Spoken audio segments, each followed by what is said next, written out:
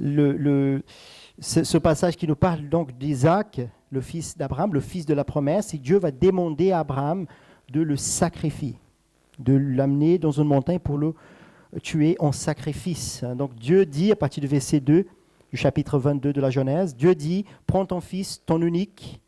Donc j'ai mis en jaune ici les similarités entre ce qui va se passer ici et l'œuvre de Christ. Okay?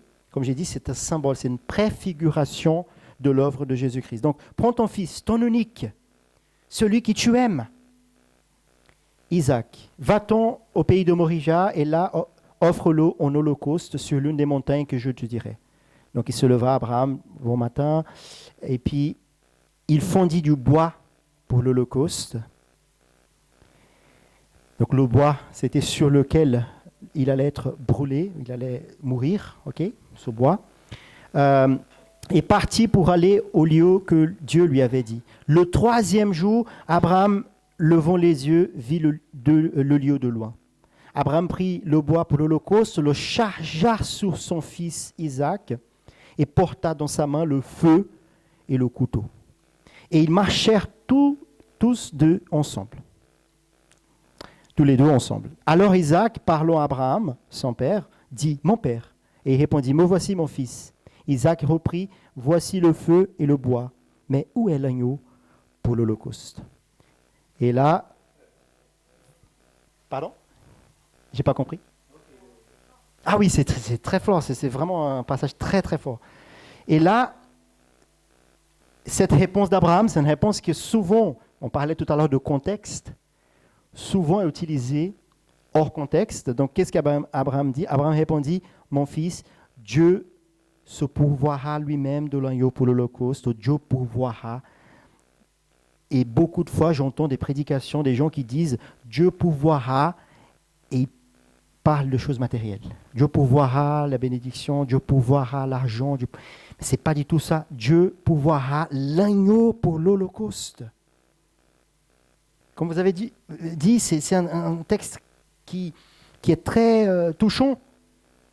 Il ne faut pas jouer sur la parole de Dieu. Hein. Donc c'est vraiment, il allait donner son fils en sacrifice, mais il avait la foi que Dieu allait pouvoir cet holocauste. Pourquoi ? Parce que Dieu avait fait une promesse.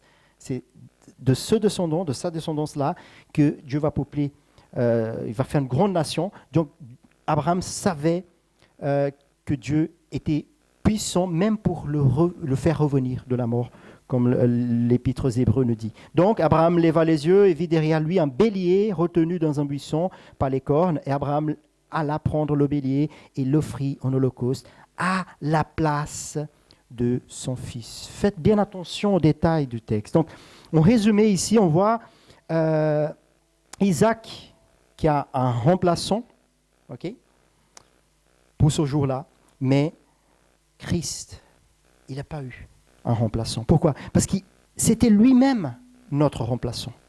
Il a dû subir, lui, la colère de Dieu. Il était chargé du bois de la croix. Il était chargé de nos péchés, de la culpabilité de nos péchés, de nos fautes. Et il a souffert le feu, le couteau, ici, la colère de Dieu qui était versée sur lui, qui devait venir sur nous. Il a dû subir la colère de Dieu à notre place. Donc le Fils unique et aimé de Dieu, le Fils unique et bien-aimé du Père, sans péché, sans faute, a dû mourir à notre place. Il est l'agneau de Dieu qui enlève le péché du monde, comme le dit dans l'évangile de Jean 1, 29. Donc, c'est vraiment un symbole très très clair. J'ai voulu, même si c'est un texte un peu long, j'ai voulu l'aborder ici.